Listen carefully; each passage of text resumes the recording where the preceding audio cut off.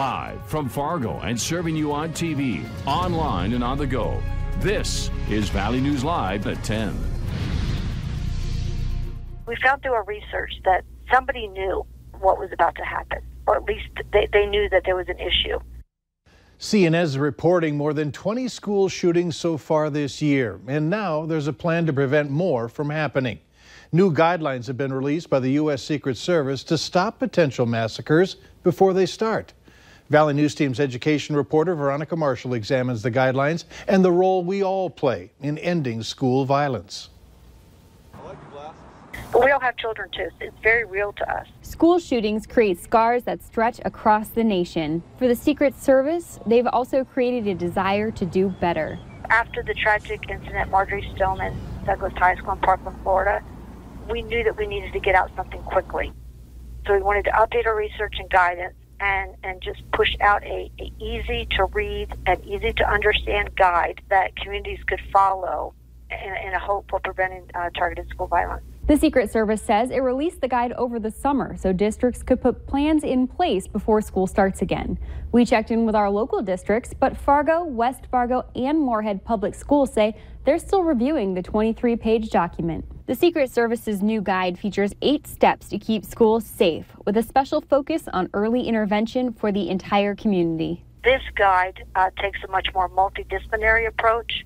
We realize that it takes the entire community, and that entire community is our teachers, administrators, law enforcement personnel, mental health professionals, parents, and other students. It takes everyone. We all sort of take a back seat sometimes, or we think, well, I don't know the child well enough, or I'm not an important enough role in their life. But you notice something happening with this child, and it doesn't seem like anyone else is asking them what's wrong or what's going on. Because the sooner we start speaking up, the sooner our national wounds can heal. We want to get people the help they need as soon as something happens in their life before they ever start to think about targeted violence. I would way rather people coming in earlier with smaller concerns than waiting until something has grown really big, or to the point with the school shooting that it's too late to come in and say, oh, I noticed this change in behavior, I just didn't want to say anything. In Fargo, Veronica Marshall, Valley News Live. You can find the Secret Service's plan on our website, valleynewslive.com.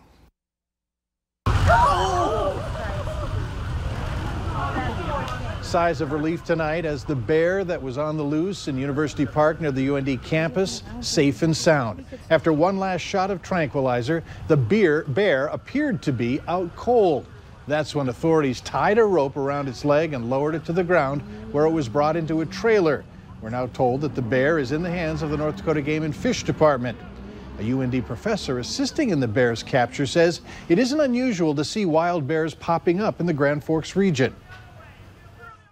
Bears are naturally ranging, and so it's not uncommon for bears to travel long distances to find new habitats in which to live. And we've been seeing that over the years here, but it's not clear to me that we're seeing an increase in bears in this area. Police earlier told us that the goal is to get the bear back into the wild. Valley News Live obtained exclusive audio surrounding the case of a woman charged in the death of her baby son.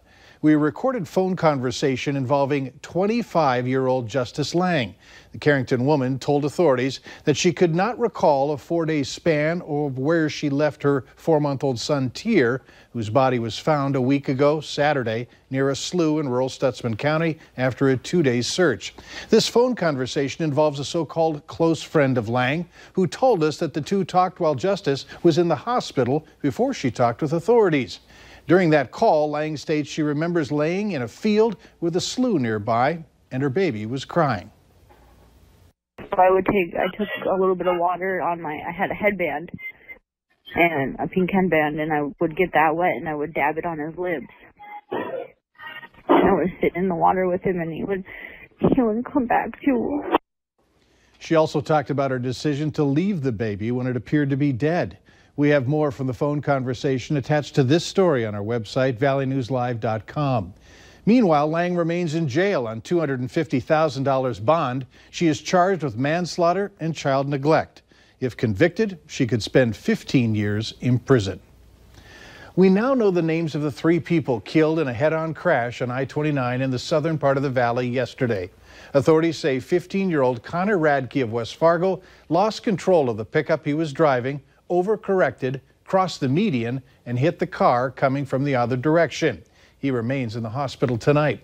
A passenger, 45-year-old James Radke of West Fargo, died on the scene. 24-year-old Flor Avila, the driver of the car, and a passenger, 5-year-old Kayleen Avila, were killed as well. 4-year-old Reeve Avila is still in the hospital. All were from Fargo. Beautiful night out there, including a little bit of a breeze. Let's find out from Hutch Johnson what we'll wake up to tomorrow morning. Hutch? Well, things are very quiet almost across the entire region. We have a few clouds that have been drifting into north central and northwest portions of Minnesota, but other than that, extremely dry. It's that dry air that will cool off fairly quickly with temperatures already in the 50s in Roseau and Bemidji. We're all going to be on our way to those 50s as we go through the overnight hours. Light and variable winds. There could be spotty showers along the South Dakota border, kind of on that boundary between the warmer air that was in the 90s in central South Dakota and our cool pool that we are enjoying now. So we start out on a cool note. Details on the rest of your Tuesday, Mike, and we'll talk about our next chance of rain coming up here in just a few minutes. All right, thanks, Hutch. Fargo City leaders have temporarily parked a proposal to expand the limits of food trucks operating downtown. They took no action tonight, essentially voting 3-2 to suspend discussion to a later date. Currently, food trucks can operate downtown, but only on private property and with the owner's permission. This proposal would have allowed food trucks to park on any public street in the downtown area through late October.